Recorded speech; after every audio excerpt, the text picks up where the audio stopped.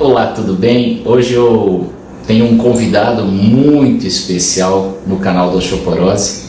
É um convidado que eu tenho muito carinho, porque ao longo da minha trajetória toda, ao longo desse caminho do conhecimento, do aprendizado sobre a osteoporose, é uma pessoa que eu aprendi muito e continuo aprendendo muito com ele, e eu tive o maior prazer em poder recebê-lo aqui no meu canal, que é o Dr. Márcio Pacini de Souza, um ortopedista consagrado nacional e internacionalmente, professor doutor da Universidade de São Paulo, da Faculdade de Medicina, e ele vai comentar para você um pouquinho sobre a osteoporose e a artrose. Será que os pacientes podem apresentar as duas coisas?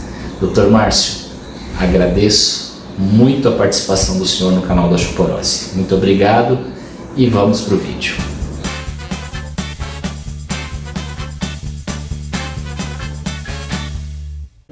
Olá, eu sou Márcio Pacini. Quando me perguntam quem sou eu, digo eu sou amigo do Cláudio Mancini. Isso já me apresenta o suficiente. O Cláudio me pediu para esclarecer aos senhores se osteoporose e artrose podem coexistir no mesmo paciente, e eu lhes digo que pode, tá certo? Porém, isso nem sempre foi aceito, e essa é a razão pela qual eu estou aqui para falar para vocês. Vamos começar dizendo o que é a artrose. A artrose é a degeneração de uma articulação.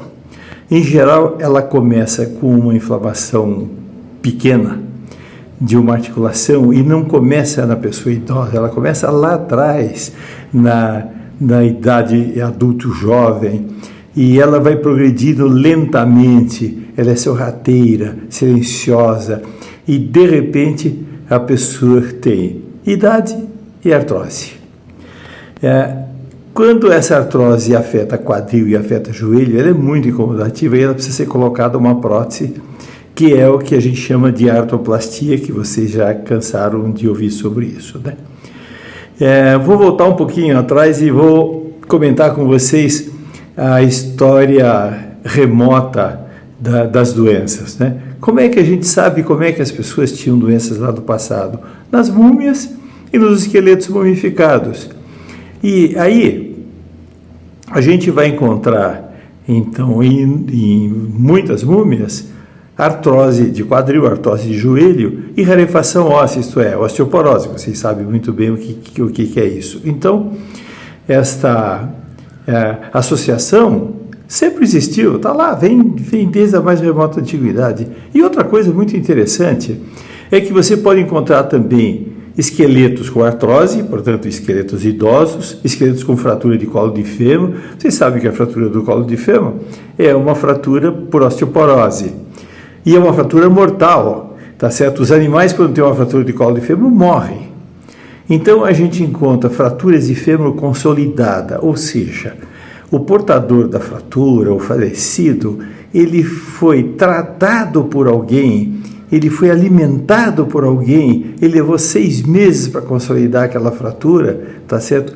E sobreviveu à fratura. E isso é uma prova de humanidade. Quer dizer, a nossa maior prova de civilização está numa fratura consolidada de colo de fêmur, né?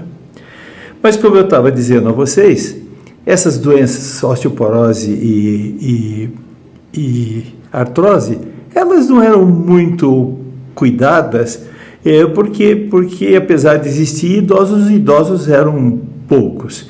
Aí começou a haver a longevidade populacional, aumentou a proporção de idosos da população.